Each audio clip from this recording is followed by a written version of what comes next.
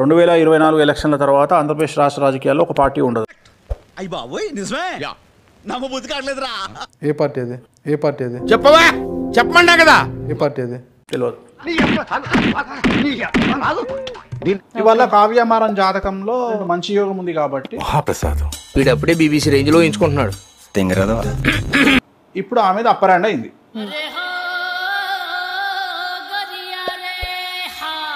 అంత బిల్డప్ ఇచ్చావు బతుకు తెరువు కోసం సార్. మనిషి దిక్కు చక్కగా చూసి మాట్లాడలేడు.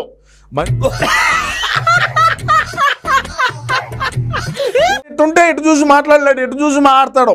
ఈయన కూడా జాతకాలు చూస్తాడు. ఆయన చూసుకోగలిగితే ముందా పెద్దముండవండి అలాంటి బూతు మాటలు మాట్లాడకండి. అయితే ఏంట్రా ఎస్ఆర్హెచ్ టీం ఈసారి ఐపీఎల్ కప్పు చెప్పరా నీ వల్లనే. నువ్వు టిఆర్ఎస్ గెలుచాదన్నావు, నాకు పోయింది. హైదరాబాద్ ఐపీఎల్ గెలుచాదన్నావు, కంటికి కనబడకుండా పోయింది. వాడు పాపాను వాడే వాడు చేసిన పాపాలకి నేను పోయేటట్టున్నాను సార్.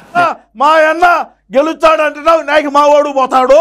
తప్పులు చేసేవాళ్ళు ఎన్నిసార్లైనా చేస్తారు, భరించే శక్తి నా ఒక్కడికే ఉంది. సెలబ్రిటీలు ఉంటారు, వాళ్ళు ఏ పబ్బుకి అయితే వెళ్తారో ఆ పబ్బుకి వెళ్ళి ముందుగా కూర్చుంటాడు నా కొడుకు. ఏమండి, give respect and take respect. మర్యాదగా చెప్తున్నాను, గౌరవం తగ్గించి మాట్లాడొద్దు. Hello sir. హలో మళ్ళీ కొట్టాడు. ప్రభాస్ది నేను మా ఆవిడ కలిసి ప్రభాస్ ఒక రీల్ చేసినాం. ఎవరికి ఉపయోగం? అది ప్రభాస్ గారు చూసారు. అవునా?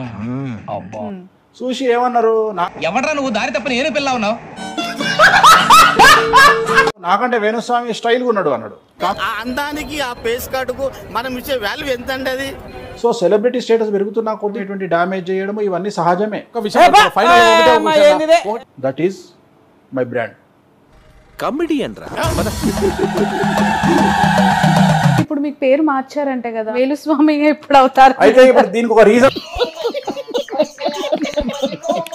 వైఎస్ జగన్మోహన్ రెడ్డి గారికి 2024లో కూడా సీఎం అయ్యేటువంటి యోగ్యత 100% ఉంది.